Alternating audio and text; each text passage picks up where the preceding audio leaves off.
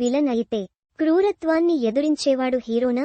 ఇది వినడానికి సింపుల్గా ఉన్నా జవాబు రాబట్టడానికి చాలా పెద్ద ప్రశ్న. ఈ రోజుల్లో సినిమాలన్నిటినీ పరిశీలిస్తే క్రూరుడు ప్రతినాయకుడిగా కనిపిస్తున్నాడు. క్రూరుడిని క్రూరత్వంతో ఎదురించేవాడు హీరో అవుతున్నాడు. కేజీఎఫ్, పుష్ప 2, సలార్ 1, విక్రమ్, యానిమల్ వీటన్నిటిలో నెగెటివ్ షేడ్ చూపిస్తూనే హీరోయిజాన్ని ఆవిష్కరించేందుకు దర్శకులు చాలా ప్రయత్నించారు. ప్రజలు కూడా అలాంటి పాత్రలను ఇష్టపడ్డారు. హద్దులు చెరిపేసిన రక్తపాతం, భారీ యాక్షన్, గగుర్పాటుకు గురి చేసే క్రైమ్ దృశ్యాలతో సినిమా కథలు చాలా దూరం వెళ్లాయి. హీరోయిజాన్ని భీకరంగా ఎలివేట్ చేయాలంటే విలన్ని అత్యంత క్రూరుడిగా, జాలి దయలేని దుష్టుడిగా చూపించాలి.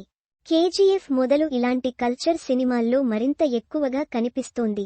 భారీ ఫైటింగులు, హింసను ప్రేరేపించనిదే సూపర్ హీరో లాంటి కథానాయకుడిని చూపించడం కుదరడం లేదు.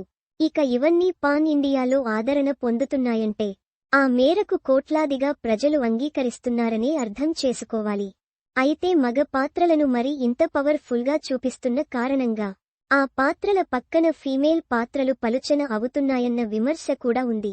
అయితే ఈ విమర్శలకు భిన్నంగా పుష్ప 2, యానిమల్ చిత్రంలో రష్మిక మందన్న పాత్రలను మలిచిన తీరు ప్రశంసలు దక్కించుకుంది. ఇక కేజీఎఫ్ ఫ్రాంచైజీ కానీ, సలార్లో కానీ కథానాయిక పాత్రలకు అంతగా గుర్తింపు లేదు. కమల్ హాసన్, విక్రమ్ సినిమాలోనూ నాయికలకు అస్సలు వెయిట్ లేదు. ఇక పెద్ద హీరోలను పూర్తిగా మాస్ అవతార్లో ప్రెజెంట్ చేశారు దర్శకులు. బాగా పెరిగిన జుత్తు, గుబురు గడ్డం, మీసకట్టుతో వీరంతా క్రూరుల్లాగే కనిపించారు. స్మార్ట్ హీరోలను కూడా సూపర్ మాస్ హీరోలుగా చూపించారు. అల్లు అర్జున్, ప్రభాస్, కమల్ హాసన్, యష్ లాంటి స్టార్లను మ్యాకోలుగా చూపించారు. అయితే ఇలా మ్యాకో సూపర్ హీరోయిజాన్ని తెరపై చూపిస్తేనే పాన్ ఇండియాలో రీచ్ సాధ్యమవుతుందా అన్నది సందిగ్ధంగా మారింది. అలా కాకుండా డీడీఎల్జే, కభీ ఖుషీ కభీ ఘమ్, నిన్నే పెళ్లాడుతా తరహా పాత్రలను సృష్టిస్తే ఇప్పుడు పాన్ ఇండియాలో వర్కౌట్ కావని భావించాల్సి వస్తోంది.